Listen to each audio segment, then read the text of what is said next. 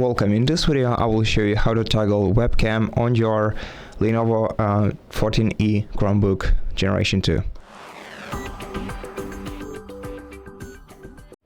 So the easiest way to do that is to manually shut the camera security shutter.